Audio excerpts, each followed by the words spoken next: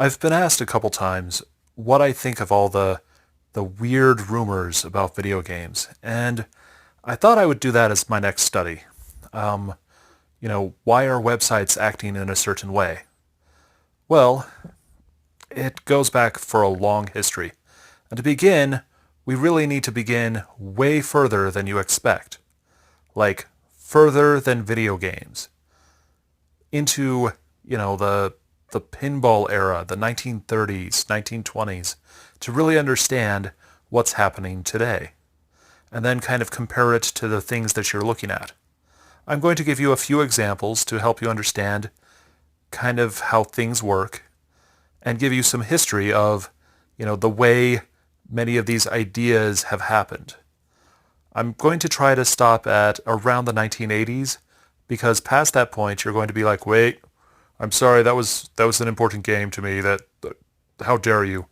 Or something like that. And then I'm going to refer to websites and other things that probably fit this description. I hope this all works out. Once again, it's a new study, so I'm probably going to have some meandering about, just because I don't know where it's headed just yet. To begin, let's look at this game from the 1930s called Robin Hood. You see the one made with wooden legs instead of metal legs? It's one of the oldest known pinball games ever made. In fact, it's only a few years older than, or a few years younger really, than the original pinball game that was released into arcades. So this is a major feat, but I want you to look at it a little bit closer. Okay, it looks nice. It's got a plunger, it's got pins, it's got the balls. It's a pinball game. But you'll also notice there is no skill required for it. It's a very different game from even a few years later, where they had flippers, where they had skill sets that you could use to make points.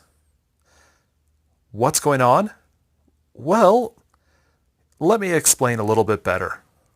First, when this game was first invented and introduced, it became a sensation. Everyone seemed to be playing it. They loved playing these pinball games. You could find people and arcades milling about everywhere.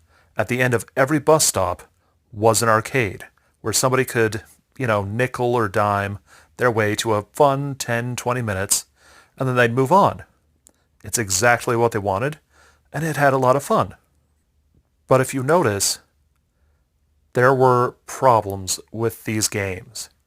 Something wasn't working right because there was no skill involved. Let's look at this picture again. Notice the winner?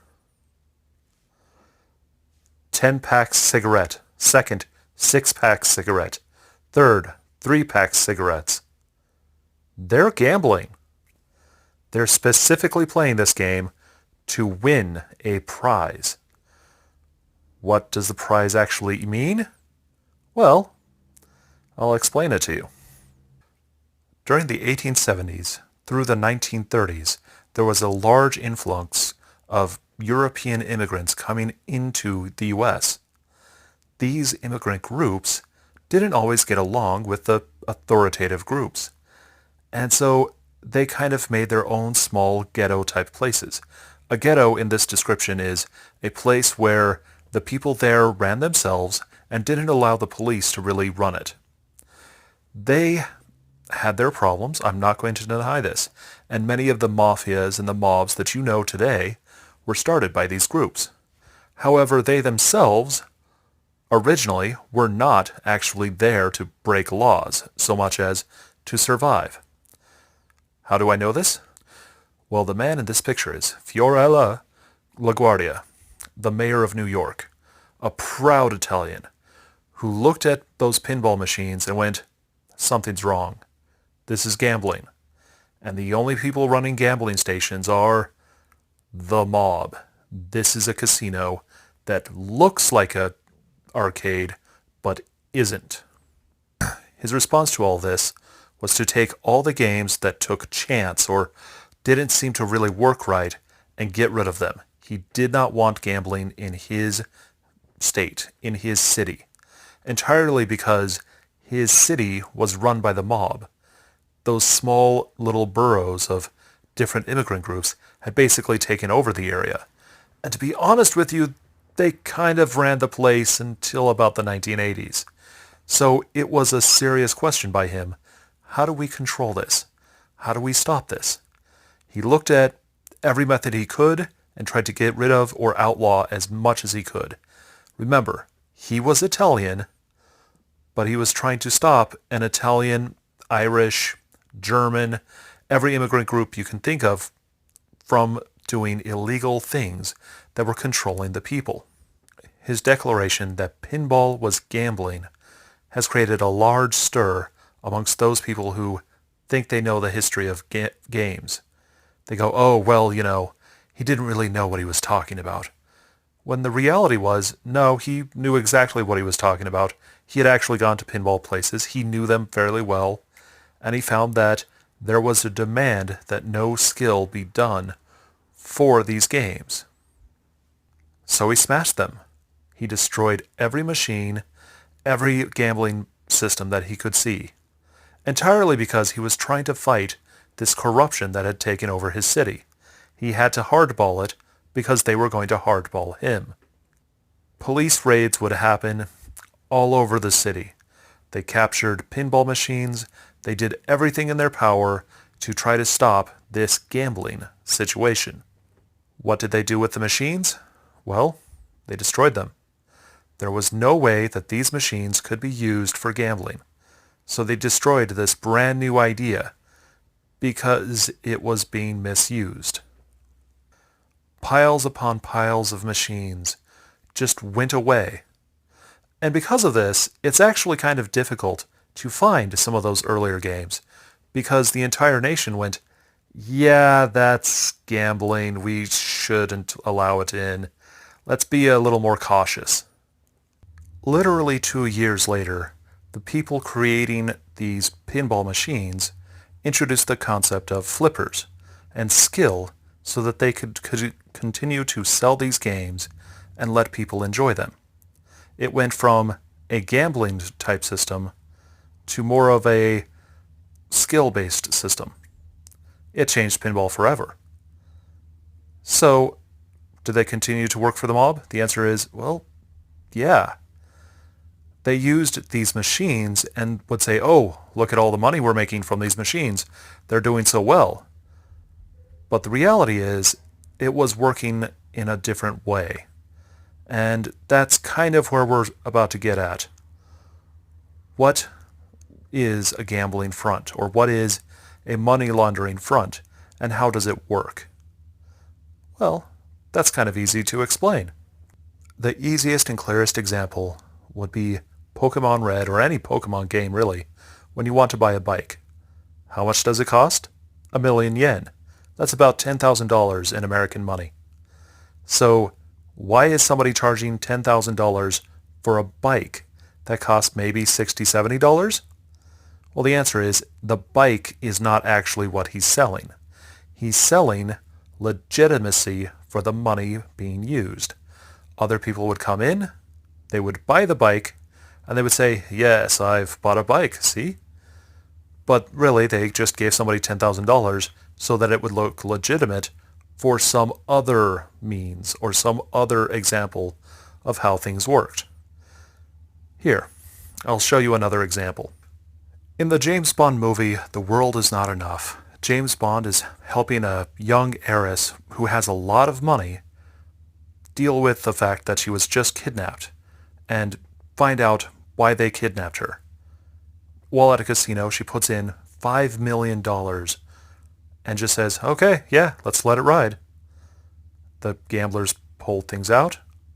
They say, oh, are we having a problem? So she put money down.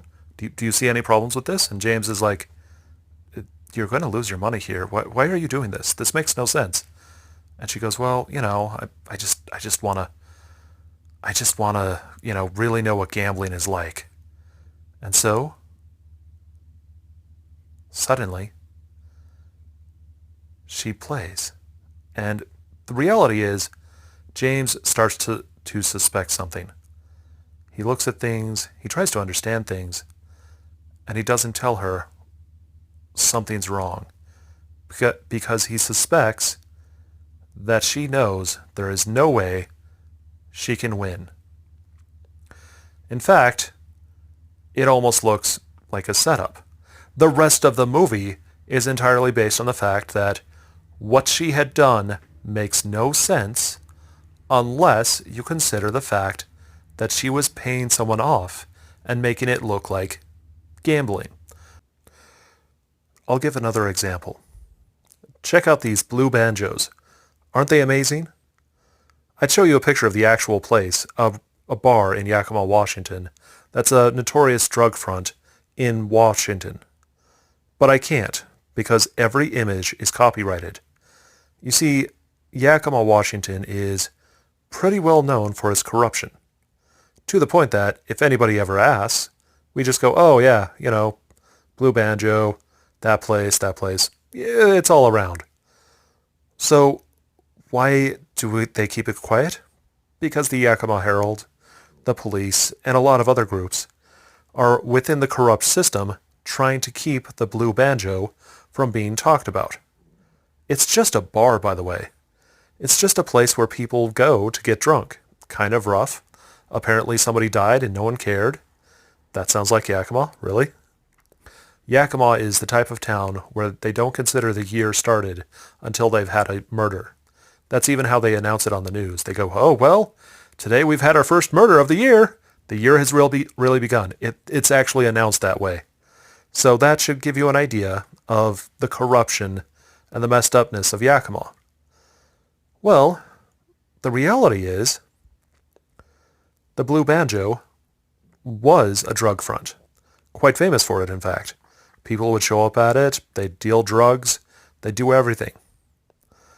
Then it came into new ownership around 2002, 2003, got refurbished, rebuilt. The new owners kicked out anybody that was selling drugs. It's still a drug front, though.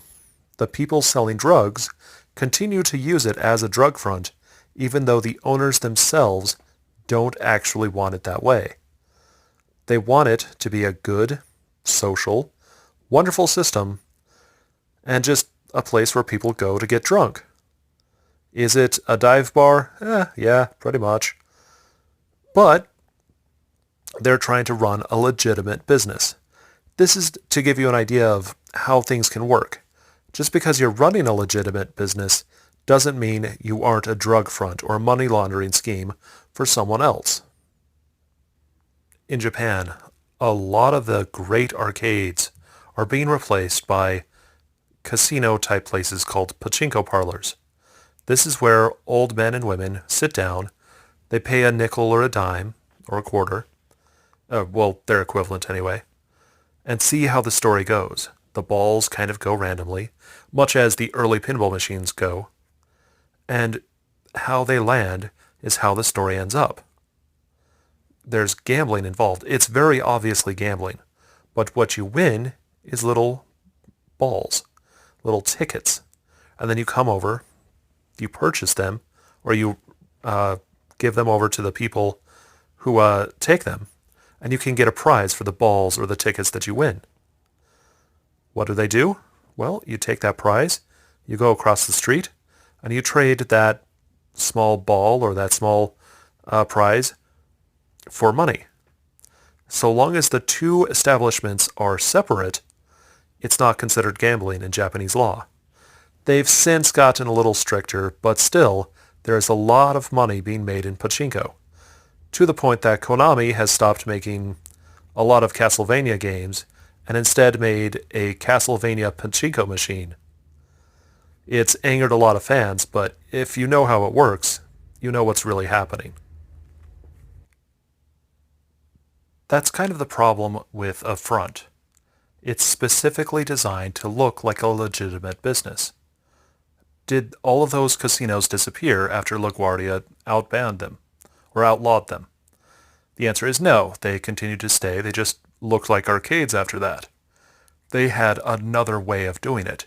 They made it look like a bunch of bikes were for sale. and that this legitimate establishment was just making all this extra money.